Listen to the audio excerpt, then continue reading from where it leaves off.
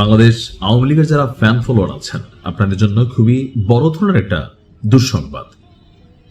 এই মুহূর্তে অনেকেই আশা করেছিল বা সজীব ওয়াজেদ জয়ের পক্ষ থেকেও একটা প্রস্তাব দেওয়া হয়েছিল এই মুহূর্তে সরকার পরিবর্তনের পর, অর্থাৎ যখন ডক্টর মোহাম্মদ ইউনূস ক্ষমতায় ছিলেন, তো তখন আওয়ামী লীগ এবং বিএনপির মধ্যে এক ধরনের একটা পজিটিভ ভাইব হওয়ার সম্ভাবনা ছিল। কারণ অনেকেরই ধারণা ছিল বা অনেকে মনে করতেন যে ডক্টর ইউনূস সরকার আসলে জামাতকে প্রেফার করতেছে অথবা এনসিপিকে নিয়ে কোনো পরিকল্পনা করতেছে। তো ওই সময় সজীব ওয়াজেদ জয় বা আওয়ামী লীগের পক্ষ থেকে বিএনপির প্রতি অনেক পজিটিভ বক্তব্য দেওয়া হয়েছিল। বিএনপির অনেক নেতারাও যে বিএনপি ক্ষমতায় গেলে আওয়ামী লীগের জন্য রাজনৈতিক একটা প্রশস্ততা আরো অনেক ধরনের বক্তব্য দিয়েছিলেন। এখন গতকালকে যে আলোচনা আসছে আওয়ামী লীগের জন্য খুবই বড় ধরনের দুঃসংবাদ। আওয়ামী লীগের রাজনীতি নিষিদ্ধের অধ্যাদেশ সংশোধনী সহ পাশ হচ্ছে সংসদে। আবারও বলছি, বাংলাদেশের প্রথম সারির গণমাধ্যম দৈনিক ইত্তেফাক লিড নিউজ করেছে আওয়ামী লীগের রাজনীতি নিষিদ্ধের অধ্যাদেশ সংশোধনী সহ, অর্থাৎ নিষিদ্ধের যে অধ্যাদেশটা ছিল যে আওয়ামী লীগ কি কি করতে পারবে পারবে না, তো এই অধ্যাদেশটাকে সংশোধনী করা হবে। তো সংশোধনী সহ পাশ হচ্ছে সংসদে। একটু ঝোল টাইপ তো লিড নিউজের মধ্যে ক্যাপশনে আছে, সন্ত্রাস বিরোধী অধ্যাদেশ 2025 আওয়ামী লীগের রাজনৈতিক কর্মকাণ্ড নিষিদ্ধ করার বিধানটা ছিল এতে। আর এতে এই অধ্যাদেশটাকে একটু সংশোধন করে পাশের সুপারিশ করেছে সংসদীয় বিশেষ কমিটি। এখন পাশ হলে আওয়ামী লীগের জন্য দুর্দিন আসবে।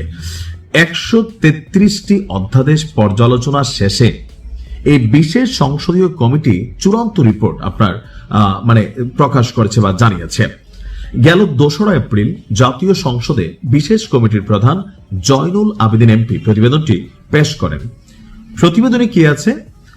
মূল অধ্যাদেশে আওয়ামী লীগের নাম উল্লেখ করে রাজনৈতিক কার্যক্রম নিষিদ্ধের যে ধারা ছিল সেখানে কিছু পরিবর্তন বা পরিমার্জন এনে এটি পাশের প্রস্তাব করা হয়েছে। তো আসলে ঠিক কি ধরনের সংশোধনী আনা হয়েছে এই ব্যাপারে আসলে প্রতিবেদনে বিস্তারিত উল্লেখ করা হয়নি, বিষয়টা একটু হিডেন। এখন এখানে পজিটিভও থাকতে পারে, আই ডোন্ট নো, বাট পরবর্তীতে বলা হচ্ছে যে অন্তর্বর্তীকালীন সরকার কর্তৃক জারিকৃত এই অধ্যাদেশে কোনো নির্দিষ্ট রাজনৈতিক সত্তা বা সংগঠনের সভা, সমাবেশ, মিছিল এবং প্রকাশনা নিষিদ্ধ করার ক্ষমতা সরকারকে দেওয়া হয়েছিল।